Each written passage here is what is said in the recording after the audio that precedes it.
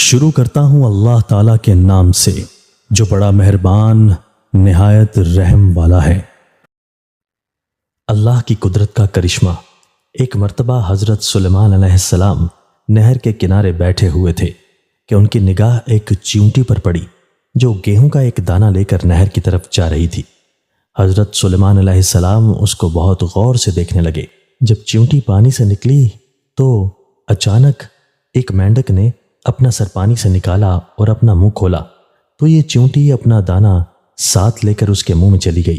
مینڈک پانی میں داخل ہو گیا اور پانی اس کے منہ میں بہت دیر تک رہا۔ سلیمان اس کو بہت غور سے دیکھتے رہے۔ ذرا ہی دیر میں مینڈک پانی سے نکلا اور اپنا منہ کھولا تو چیونٹی باہر نکلی، البتہ اس کے ساتھ دانہ نہ تھا۔ حضرت سلیمان علیہ السلام نے اس کو بلا کر معلوم کیا کہ ماجرا کیا ہے اور وہ کہاں گئی تھی۔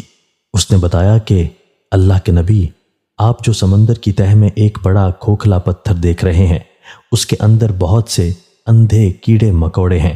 اللہ تعالیٰ نے ان کو وہاں پر پیدا کیا ہے، وہ وہاں سے روزی تلاش کرنے کے لیے نہیں نکل سکتے۔ اللہ تعالیٰ نے مجھے اس کی روزی کا وکیل بنایا ہے، میں اس کی روزی کو اٹھا کر لے جاتی ہوں اور اللہ نے اس مینڈک کو میرے لیے مسخر کیا ہے تاکہ وہ مجھے لے کر جائے۔ اس کے منہ میں ہونے کی وجہ سے پانی مجھے نقصان نہیں پہنچاتا، وہ اپنا منہ بند پتھر کے سوراخ کے سامنے کھول دیتا ہے، میں اس میں داخل ہو جاتی ہوں۔ جب میں اس کی روزی اس تک پہنچا کر پتھر کے سوراخ سے اس کے منہ تک آتی ہوں تو مینڈک مجھے منہ سے باہر نکال دیتا ہے۔